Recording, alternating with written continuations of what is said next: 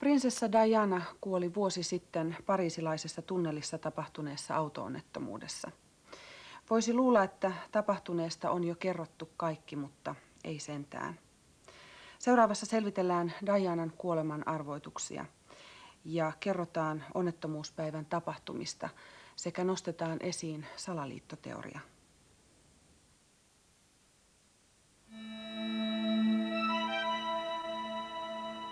Buckingham Palace has announced the death of Diana, Princess of Wales. Princess della principessa del Galles, Diana. La principessa che aveva 36 anni. Died late last night in a car crash in central Paris.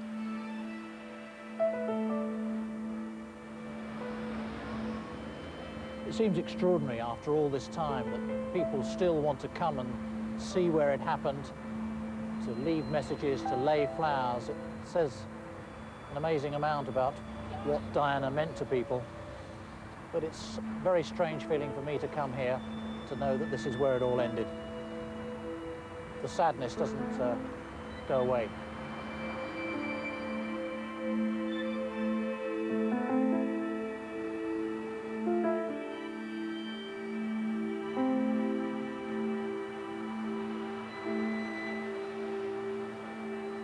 Now, many people will say that surely it's time to let the dead rest in peace, and that's quite understandable. But to come to Paris is to learn that there are many important unanswered questions about what happened on that terrible night.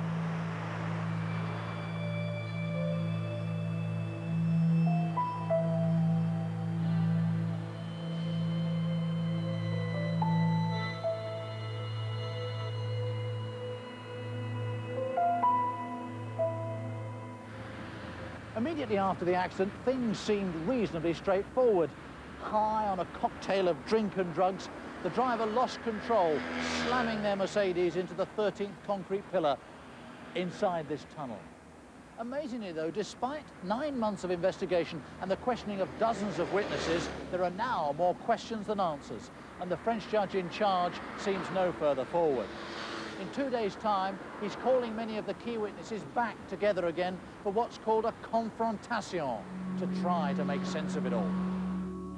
But this is a story full of mystery. The police have still not found many who were there at the time. Witnesses talk of a mysterious flash in the tunnel and powerful motorbikes leaving at high speed. And as we've discovered, the man at the wheel, Henri Paul, was leading an extraordinary double life. In public, he was security manager of one of the world's most famous hotels, the Ritz in Paris. In private, he was a secret agent in regular contact with the French and other intelligence services. The south of France. For generations, it's been the playground for the seriously rich and famous. And wherever they go, the paparazzi are never too far behind. Last August, Diana took a second holiday here with Dodi Fayed, the playboy son of Mohammed Al Fayed, the owner of Harrods. Okay, Mr. Oster. For the world's media, this new romance was the only story that counted.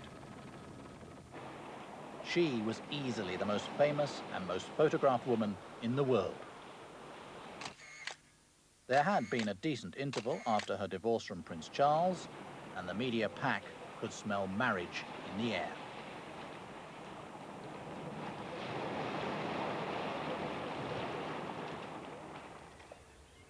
Her former lover, the cavalry officer James Hewitt, now lives a quiet life in the West Country. Despite the fuss over a book about their affair with which he'd cooperated, they had kept in touch. I spoke to her about 4 months previous to that, actually. She seemed to be happy in what she was doing. Did she say anything about her private life? She said, I said, you know, what are you going to do next? And she said, oh, I'm going to shock the world, and I'm going to find a big black man and marry him, which is, you know, showed through her sense of humor. She liked to tease and to shock people in a humorly way like that. Princess Diana always had a very ambivalent attitude towards the press, particularly the photographers. They were very useful when she wanted attention for activities like her landmines campaign, or when she wanted to upstage her former husband. But by last summer, as her romance blossomed, things began to change. she always made it quite clear that she would like to marry and to settle down and have a family and try and lead a normal, quiet life. She stayed with us for a couple of weeks in the south of France. She enjoyed and had children, enjoyed the best holiday they can ever enjoy. She saw the normal, ordinary people life, you know, which is no formalities, no, you know, just the way you enjoy life in a normal family way, close family way, which unfortunately she never enjoyed during her life, during her parents, during her marriage, you know. Their holiday over at the end of August, Diana and Dodi decided to go to Paris for an overnight stay before returning to London.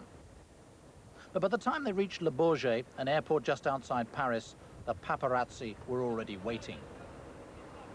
Here, catching Diana and bodyguard Trevor Rees-Jones, Dodi and one of their drivers, Henri Paul. On the way into Paris, there were two near misses. Both times, a paparazzi weaved in and out of their convoy. Twice, Henri Paul, who was driving the backup vehicle, managed to swerve and avoid an accident. Diana was horrified and said she was worried that one of the paparazzi would get killed the way they were behaving.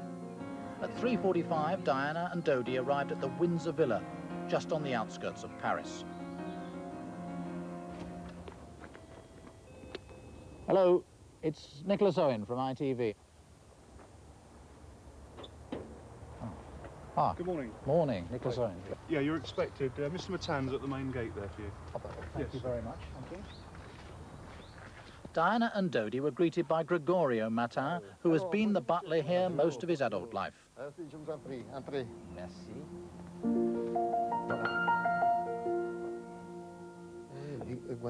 villa is the former home of the Duke and Duchess of Windsor, a previous refuge abroad for another glamorous and stylish woman who had married into the royal family and, like Princess Diana, would never be queen.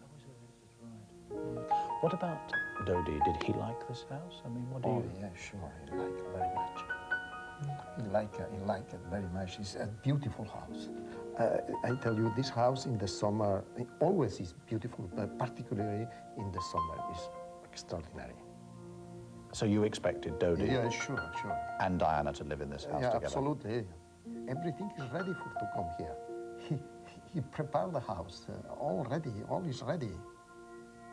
We see is somebody move all the furniture, is somebody come with a designer, you know, it's the new people come, it's clear, huh? Tell me, do you remember the last day they came here very well? Yeah, sure. Do you remember them coming? Do you remember what happened? He's coming and see the house, spend 2 hours, he follow around the house to visit everything. You go in the top until the basement, and the kitchen, for the kennel to the dogs, everything, the garden. Yeah, sure.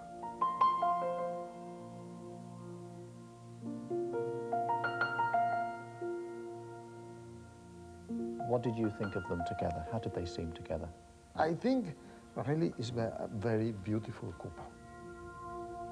Dodi decided, you know, and she decided that this is the place she loved. She found that this is the place for her, and a very secure place. And it's just near London. She will be at home.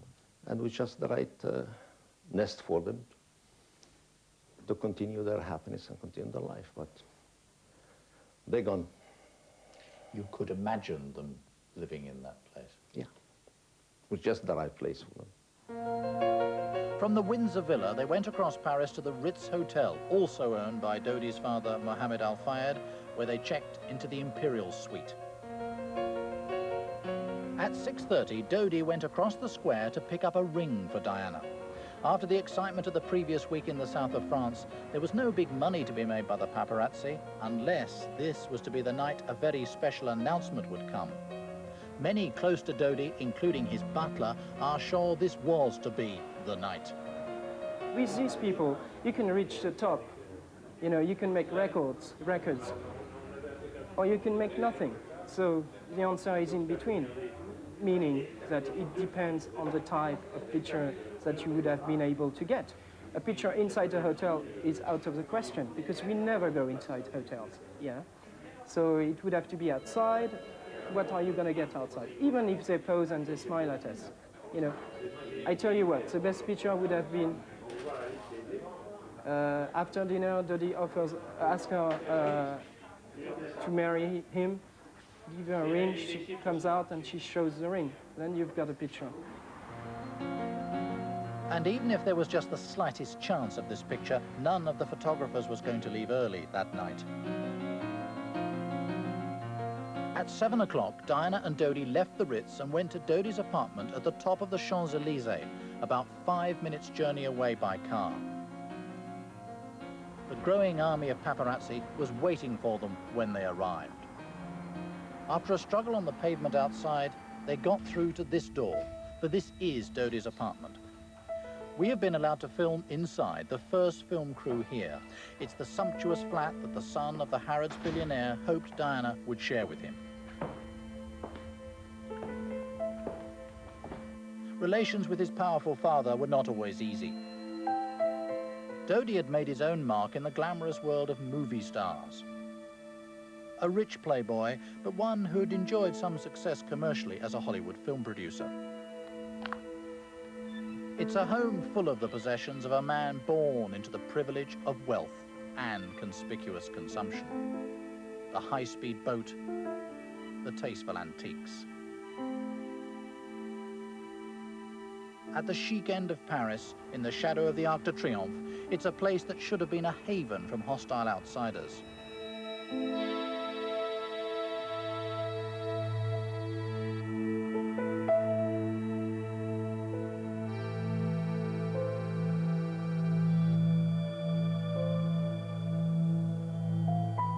But outside the tranquility of Dodi's luxury apartment that night, the pressure was now building up.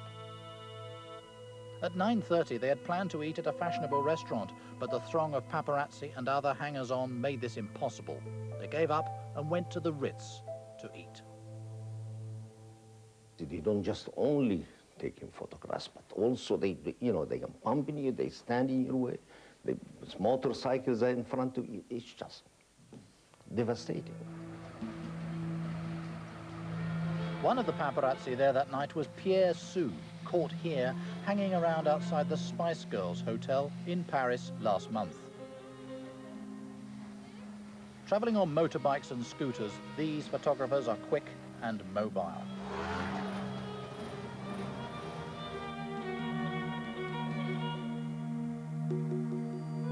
Dodging in and out of the traffic with high-speed cameras and long lenses, they're every inch the modern urban hunter. We jump off the motorcycle and we get in place to shoot them. A few of us had time to take a picture through the window at that time, and 1 or 2 frames. And then the door opened, the Princess Diana exit before, and Dodi behind her, a few meters behind, and they went into the hotel. How would you describe the way the princess reacted to what you were doing? Nothing special, really. You know, she kept her head straight and walked and didn't talk to us, didn't seem particularly annoyed or anything. But this video shot by the Ritz security cameras tells a very different story. One photographer is already inside the lobby. As they arrive at the front door, a second photographer steps in front of Diana and manages to take a picture before being grabbed and thrown out. A grim-faced Diana then enters the hotel, followed by the bodyguard Kes Wingfield, a few steps behind her boyfriend Dodi, and Trevor Rees-Jones. According to one of the bodyguards, she then sat down and burst into tears. Shortly afterwards, Henri Paul parks his Mini outside the Ritz. It's just after 10 o'clock in Paris, 9 o'clock in London. Henri Paul, whose main job was acting head of security at the Ritz, had been called on his mobile and came back into work. One mystery still unresolved is where he was during the evening, having left work just after 7. Once inside, he drank 2 glasses of Ricard, an alcoholic aperitif, in the bar. that I saw some maid, probably from the hotel, through a first floor window, shutting down curtains. So we assumed that they were going to have dinner at the first floor, which is the Imperial Suite or something. So then we realized that we will have to wait a couple of hours, maybe. Inside the Ritz, Diana and Dodi had dinner in the Imperial Suite. And then they call me, say, what's happening? And then we're having dinner, and after that, going back to the apartment. And we're coming back on Sunday, and on Monday, they declare their engagements. Did Dodi tell you that? Did Diana tell you that? Dodi told me that, and Diana told me that on Saturday evening at 10 o'clock in the hotel. Did Diana speak to you in that conversation? Yeah. Do you remember what she actually said to you? She was completely full of happiness, full of joy. At the end of the road, you know, she finds someone she can feel, you know, fill her life and be happy and fulfill all her dreams, which she lost and she missed for years. She finds the family she can be, you know, related to. This amateur video captures the mood outside the Ritz that evening. Inside, Diana and Dodi decided to return to his apartment. According to Mohammed Al Fayed, his son rang him in some anguish. By now, it's just after midnight. I say just be careful. Don't take any decision, because if you're happy in the hotel, stay in the hotel. If you feel going out, you can do it, just, you know, it's all up to you. I left it to him to decide. But Dodi came up with a plan. A decoy vehicle would go to the front of the Ritz. Meanwhile, they would escape by the back door. The Ritz security video shows the couple's black Mercedes, supplied by a local hire company, being brought round for them. But they never stood a chance. Princess Diana tried to escape photographers as much as she can, you know, so therefore this is a natural thing to do, to go to check the back door. So that's why some photographers went into the back. So both ways were secured, so to speak. 19 minutes past 12. At the back of the Ritz, Diana and Dodi slip into the black Mercedes. Henri Paul takes over at the wheel. But the paparazzi monitor their every move and alert each other on mobile phones. Even the crowd knew what was going on. On the tourist video, you can hear what is happening. They're chasing Princess Diana. Chasing Princess Diana. This is where the journey began. Rear entrance to the Ritz there, where the Princess and Dodi joined Henri Paul, the chauffeur, and Trevor Rhys-Jones, the bodyguard, and they set off down the Rue Cambon, narrow back street, and we're turning right. Within a minute, they were ambushed just around the corner at the Place de la Concorde. According to one key witness who spoke to the police, there were many paparazzi surrounding the car. One photographer on a motorbike was taking pictures of Diana and Dodi in the back of the Mercedes. At some lights, a car in front held them back before they set off at speed towards the tunnel. But this car, this is a Mercedes very similar to the sort that Princess and the others were in, a really powerful machine. You just know it's itching to get going. You feel invincible in it, obviously very, very well built, having difficulty holding it back, to be absolutely honest.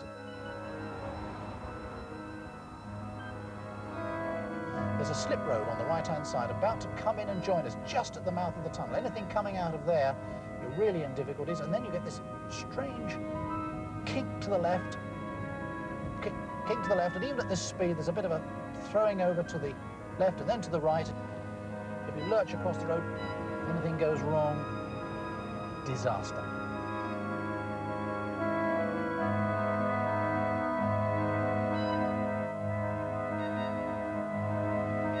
There's no protection in terms of any guardrail. Anybody who just deviates from the road only has to go a couple of feet onto the curb and you've got a solid accident taking place. It's the classic case where a guardrail of some kind would turn a serious crash into a mere deflection. You should put up guardrails. It's not at all expensive. You could put it in for about 10 or 12 pounds per foot. If there'd been a guardrail in this tunnel last August, then nobody would have died at all. Instead, the Mercedes, with only one person, Trevor Rees-Jones, who was to be the only survivor wearing a seatbelt, hurtled into a tunnel which was a death trap. The record for that tunnel is 13 deaths before this accident took place last August, in the last dozen years or so. And even since the deaths last August, nothing has been done to make the tunnel safe. But that night, two young people had a lucky escape. Suad Mufakir and Mohammed Majadi were leaving the tunnel when they heard the Mercedes braking heavily behind them.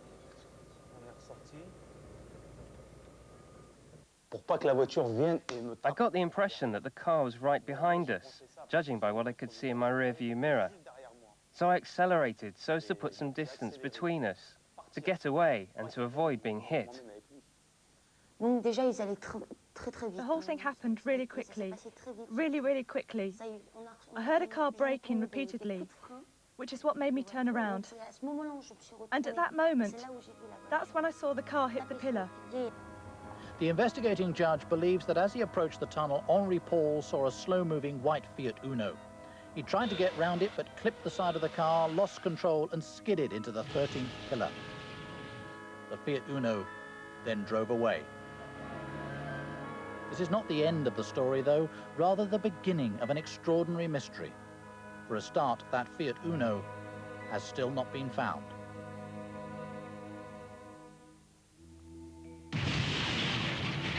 The Mercedes is one of the world's safest cars. It's extensively tested with full body rolls, computer simulations, and with head-on collisions. This one is at just over 30 miles an hour. But that night, the Mercedes was going significantly faster. Professor Murray Mackay is one of the world's leading crash investigators who studied the Paris crash. What do you mean by underrun? I've been looking at crashes for 30 years, and from a knowledge of how vehicles do crash in experimental crashes and conditions where the speeds are measured, you can, as it were, calibrate this crash. The way you work is to start at the end, and we have the final position in the Mercedes pretty well defined. It finished about 15 feet away from the pillar, having spun off, rotating anti-clockwise through 180 degrees and a bit more. And that gives you an over-the-road speed, striking the pillar, of about 60 miles an hour. That's like falling out of an 8-story building and landing on cement.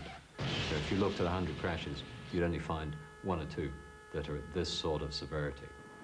In fact, there are 2 tunnels about 200 meters apart on the road from the Ritz to Dodi's apartment.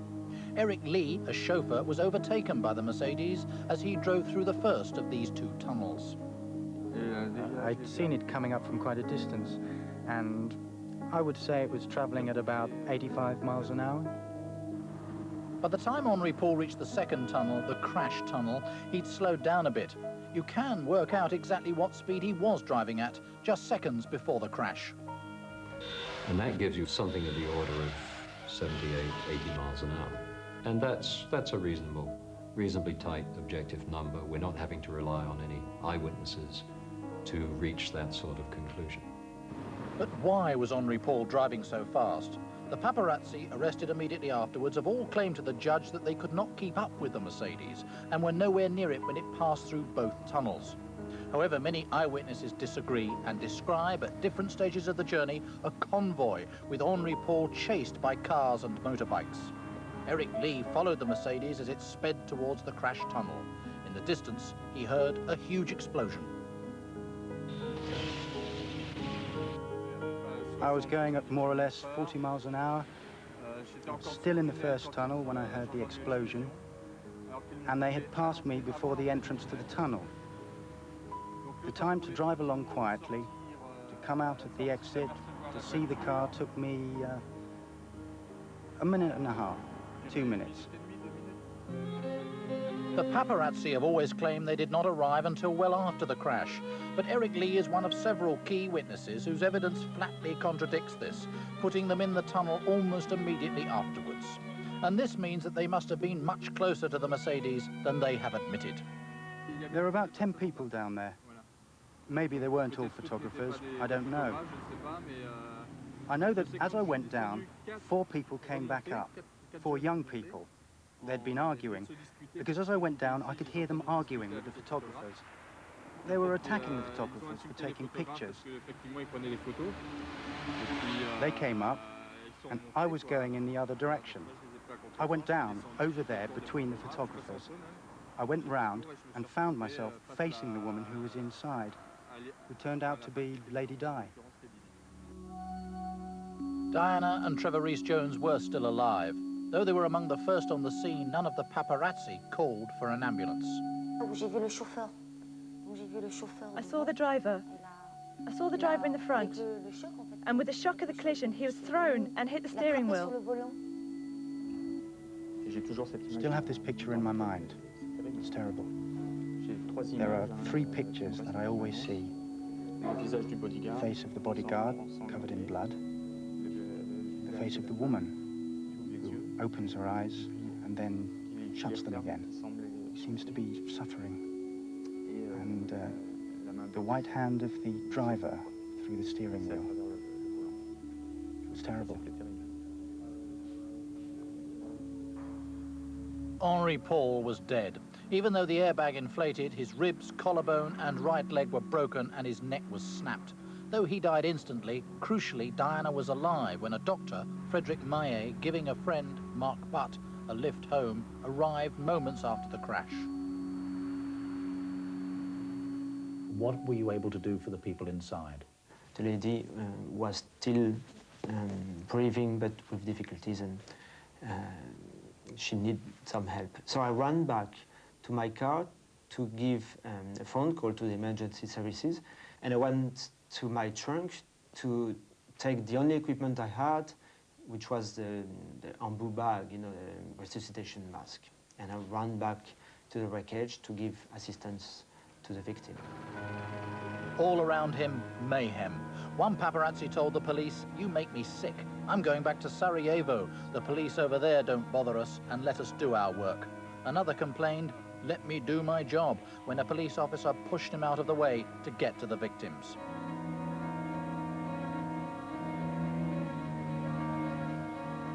I mean, yes, well, at least sometimes they would go in for a close shot and back out. But they did get rather close. That was one thing that kind of bothered me, was to see how close they had to get with a huge lens and get right on top within 50 or 60 centimeters.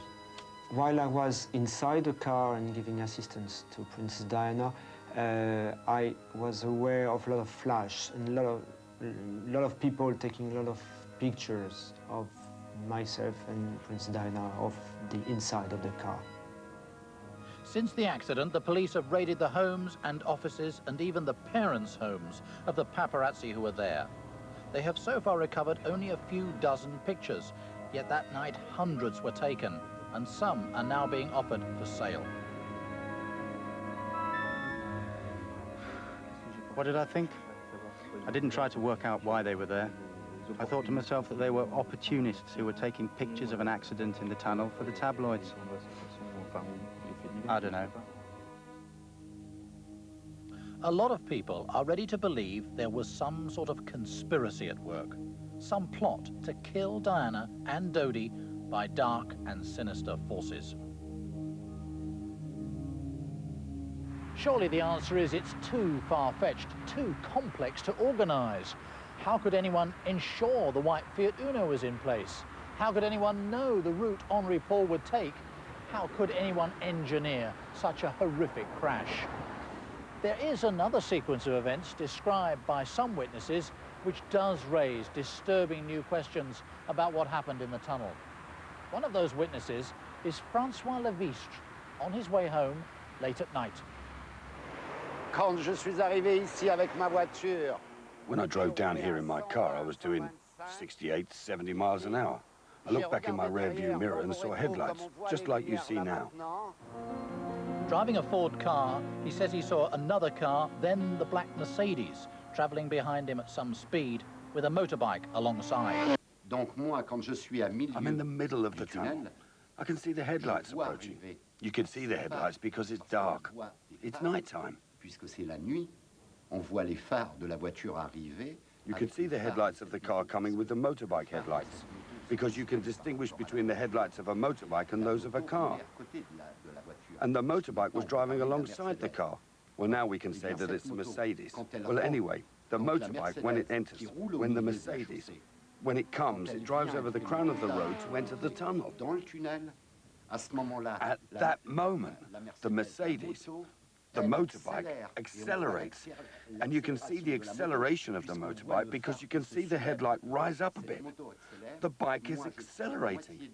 I'm halfway through the tunnel, inside, when the motorbike accelerates, cuts the Mercedes up. The police have not identified this fast-moving motorbike, even though many witnesses have described it, some in considerable detail. Eric Lee remembers it as it passed him in the first tunnel. There was a taxi in front of me as we were going down. A Mercedes turned up behind me, flashing its lights at me. So I moved back over to let it pass. And the car went past very, very fast. Very, very fast. I can still remember the sound it made. And it was followed by a motorbike 10 meters or so behind. This motorbike is crucial because of what Francois Levistre says he saw as it drew alongside the Mercedes in the tunnel. At that moment, there's a big white flash. A massive white light. I'm looking in the rear-view mirror, and it's then, at that moment, that I see the motorbike, and I think to myself, well, I think lots of things. I think, why did the motorbike cut them up? The flash, was this flash like a photo flash? No, it was stronger than a photo flash, or else it was a massive photo flash. It was a big white light, like this one. Like lightning? Yes, but quick. And it's then, when you're in the tunnel, and on top of that in the dark, you can see. You're forced to. It's like a radar speed trap, because I've been asked whether it could be a radar speed trap. It's not a radar speed trap, but it was a big radar flash. And it's then that I see that once the flash happens, the Mercedes goes left, right, left.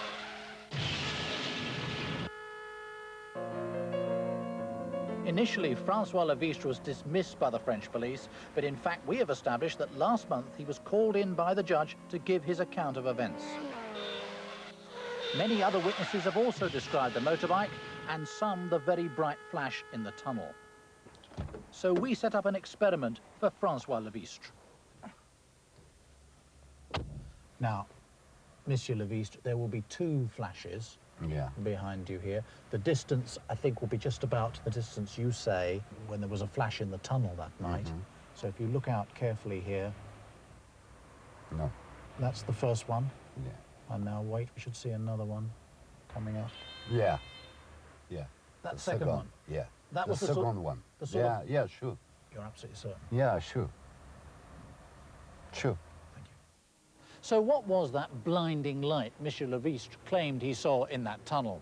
In the demonstration you've just seen, the first flash came from this paparazzi's camera. But Monsieur Levistre identified the much bigger flash, the second one, and that came from this piece of kit. Now, this is an anti-personnel device, quite legal to buy in the UK, which sets off one enormously powerful flash of light. Shine this in somebody's eyes, and they'll be stunned, disabled, blinded for several minutes. If you're driving a car when it happens, you'll almost certainly crash.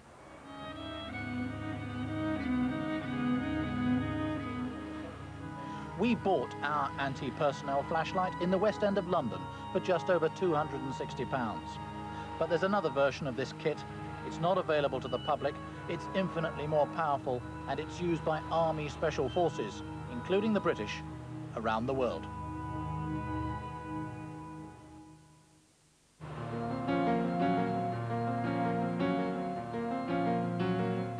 7 paparazzi were arrested immediately afterwards, and that night the police investigation began.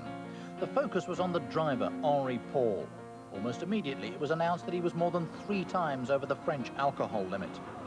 The pathologists also discovered something else, something very mysterious, the details of which, until now, have been kept secret. When he died, he had an unusually high level of carbon monoxide in his blood. Carbon monoxide can kill, but even in lower doses, it has profound effects. There is an overwhelming fear of doom. Your body is screaming. Have you seen any consultant? Debbie Davis suffered from chronic carbon monoxide poisoning before her condition, caused by a leaky gas fire, was finally diagnosed. Today, she runs a support group from her home for fellow sufferers. Your senses are all to pot. Your brain is deprived of oxygen. It cannot function properly. You can't judge distance. You can't judge time. In Henri Paul's case, the carbon monoxide level in his blood at the time he died was just over 20%. Once you've got a certain level in the blood, that then, if you stop the exposure, that level then decreases. And the rate at which it falls is about half every 4 to 5 hours. So in other words, if it was 40%, 4 to 5 hours later, it would be 20%. So the level that was measured in Henri Paul at the time that he died would indicate that, say, some 2 hours prior to his death, he might have had a level of 30%. Dodie's blood sample showed no carbon monoxide, which means that Henri Paul could not have been poisoned in the Mercedes. So the logic must be that he was poisoned earlier, but that only deepens the mystery, because here's Henri Paul 2 hours before his death, walking down the steps in the Ritz without any problem. If the blood test was reliable, he would have had 30% carbon monoxide poisoning at this time, yet he has none of the telltale symptoms. But if you've got a level of about 30%, someone would have a decided headache. You would have real throbbing in the temples. The headache would be unmistakable. There would be certainly a lack of coordination. He wouldn't know his left hand from his right. It doesn't strike me, when you look at the pictures of Henri Paul, of a man who is really suffering. It doesn't look as if he's got a headache. He's not massaging his temples to try and reduce the pain in any way. He seems to be someone who is quite relaxed in his environment, in control. He's talking to people, giving orders. He's affable with people that he comes into contact with, smiles at what I assume are guests and so on. It seems to be somebody who is fairly relaxed and certainly not in any pain. And carbon monoxide is not the only mystery about his blood sample. I took the Ritz security video, which charts Henri Paul over the 2 hours before the crash, to a behavioral psychologist to see if he could spot the telltale signs of heavy drinking. If the blood test is to be believed, Henri Paul should have been ill, visibly ill, and he should have also been showing signs of being drunk, having consumed the equivalent of 8 scotches on an empty stomach. Do you think Henri Paul was drunk? Well, I don't think there's evidence from the video that can suggest he looks drunk. You wouldn't look at that not knowing what had happened and said, goodness me, that's a drunk person we're looking at. The pictures of him walking up and down the corridor are straight and smooth. He's standing very still. There's nothing in his demeanour from these videos to suggest that there were any problems with his competence in the situation. Of course, if Henri Paul was a secret and heavy drinker, then he would have a high tolerance and might therefore be able to hide his state. But his post-mortem shows that his liver was in good condition and did not have any signs of alcohol abuse or heavy drinking. But it's when you put the two together, carbon monoxide and alcohol, that the mystery deepens further. So it's a complicated and rather strange picture, yes, isn't it? But do you have any sort of a concluding thought when you're presented with this problem? Tay, what do you think of what you've heard? I find it difficult to rationalize everything. I certainly think with a blood carbon monoxide level of 20%, which was determined in his blood, and a blood alcohol level of about 180 milligrams per 100 mil, that this would be someone who would have a much slower reaction time, would certainly be someone who would be slowed up in the way they did things. Would probably also be somebody who was in some pain. But none of those seem to be evident from the pictures that we see of him. So it is a bit of an enigma. It's impossible to overstate the significance of that blood sample. From the very start, it's defined our views of Henri Paul and virtually all our thinking about the crash, until now. But what if it's not as reliable as we first thought? The more I learn about this story, the less clear it becomes. That blood sample seems, well, suspect, and the paparazzi were apparently much closer than they've admitted. Much in this story is contradictory, and that's certainly true when it comes to the life of Henri Paul, the man at the wheel of the car, who lived here, up in an apartment on the 3rd floor.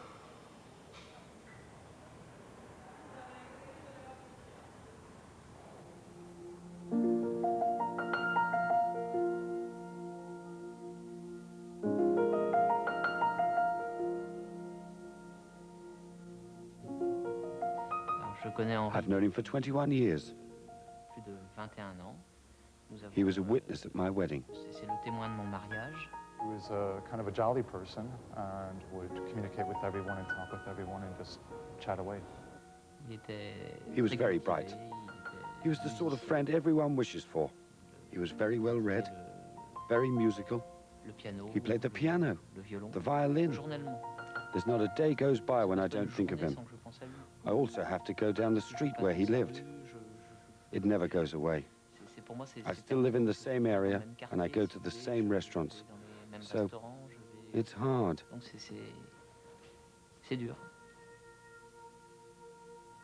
Henri Paul was also a keen pilot. Just 2 days before the accident, he completed a rigorous medical to renew his flying license. The medical found no signs of alcoholism. For him, flying wasn't just a hobby. His flight logs show he was a regular flyer, and he'd taken courses for flying at night. And in all, he had completed 605 hours flying time. He was a good man. No, we never had problem with him, and he was very serious in aircraft, and he make his job very good in flight. He was a good private pilot. He's looking for progressing each time. But flying is not a cheap sport. No, a 1 hour flight costs 300 pounds about on this aircraft. So Henri Paul would have had to have paid 300 pounds an hour? He paid it for that. Did you get the impression that he was a wealthy man? Not really, no. I had the impression, it's just an impression, that he certainly didn't have any financial problems. Wealthy, I didn't think wealthy, no, but not poor either. Comfortable. Henri Paul's salary at the Ritz was around £20,000 a year, and from talking to his friends, he sounds like the sort of man who spent his salary every month. But we've discovered that actually he was much better off than he appeared. Whatever anyone says about Henri Paul, one thing is clear: this was a man with some very big secrets indeed. Apart from 2 accounts in a bank outside Paris, he also had 3 accounts and a safety deposit box here at the Banque Nationale de Paris in the Place Vendôme, just a few steps from the Ritz. Just a short walk away, he had another 3 accounts here at Barclays in the Avenue de l'Opéra. But that's not all. He also had 1 current and 4 deposit accounts here in the Caisse d'Épargne, just near the Louvre. In the 8 months before the crash, 40,000 francs, that's about £4,000, was paid into an account here on 5 separate occasions, each time in cash. In all, Henri Paul had just over 1.2 million francs in the bank. That's about £122,000, and no one can say where it came from. The Ritz Hotel is adamant that the money, the cash, did not come from them. So where could it have come from? I thought it'd be a good idea to go back and talk to his best friend, Claude Garrick. All I can tell you is that he had contacts within the French and foreign intelligence services. That's all I know. Do you know what he used to do for these services? What was he doing for them? I have no idea. He was very discreet regarding his work. A former member of French intelligence has suggested that the security managers of major hotels are prime targets for recruitment, and the Ritz, with its glittering guest list of the rich and powerful, would be of more interest than many. We also know that Henri Paul was in touch with intelligence services. He talked to his friends about it. Do you know that, and what do you think of it? It would be very sad to know that. Do you think it is very suspicious that he was in touch with intelligence services? Everything is possible. I think it was the entire period when he worked for the Ritz, 11 years. I think he maintained his contacts during all that time. Have shown any doubt on his loyalty, his commitment, but you don't know. People can face you with a lot of decency in their characters, and behind the scene, you don't know what they, you know, life is funny. But the big question is whether any of the world's intelligence services or the freelance agents they employ would go so far as to kill the Princess of Wales and her boyfriend Dodi Fayed. She had certainly made some very powerful enemies, and for conspiracy theorists, there are clues in her earlier life. A former lover, James Hewitt, says that after 3 years, Buckingham Palace decided that his love affair with Diana should stop. Then came some alarming phone calls. The telephone calls were anonymous, but left me in no doubt that they knew what the situation was. And were they threatening? Yes, they were. Inasmuch as they said that it was not conducive to my health to continue the relationship. James Hewitt says he also received warnings from Diana's personal police protection officers and members of the royal household. He says that he even had a conversation with a member of the royal family. Describe to me roughly how the conversation went. Similar words, words to the effect that, you know, your relationship is known about. It is not supported. We cannot be responsible for your safety or security, and suggest that you curtail it. That sort of thing. Forthwith. That sort of thing was said to you by at least one member of the royal family. By a member of the royal family, not immediate member, but yes. And who was that? I'm not prepared to say. Losing a son and losing a dear friend, you see a mother just gone and left 2 sons, and I know those 2 sons, how much love they have for her. You can just say, okay, that's it. That's God's wish. It's not natural. It's not the way I had to take things, you know, the way you see that's okay. That's God's wish, but you want to be sure that this is God's wish, not other people's wishes. Do you think it possible that there would be those who would wish ill of the Princess of Wales enough to sort of do something really terrible to her?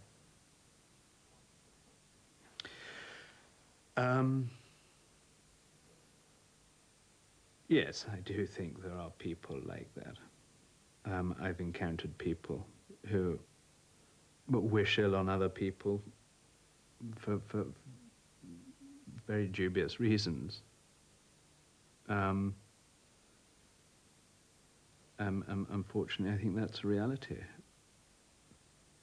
The threats that you'd received some years before, did they come back into your mind when you heard about the crash in Paris? Yes, they did.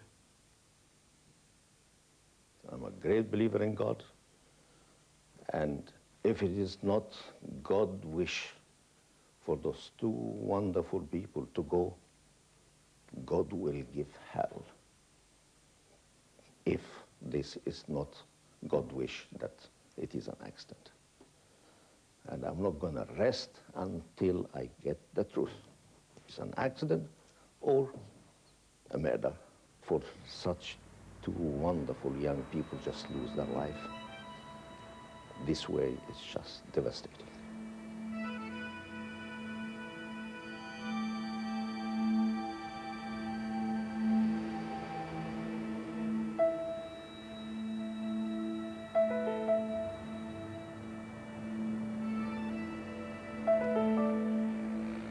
Diana's violent end shook and saddened millions. A drunk driver losing control seemed just about to make sense of the senseless. What we've discovered, though, is that so much more was going on. The very odd things about the high-speed smash, Henri Paul's double life, the carbon monoxide said to be in his blood, the missing car, that Fiat Uno. So many mysteries. But if the talk of conspiracy to kill the Princess of Wales is ever to be silenced, it must be right that more efforts are made to tie up the loose ends, to make sense of the senseless.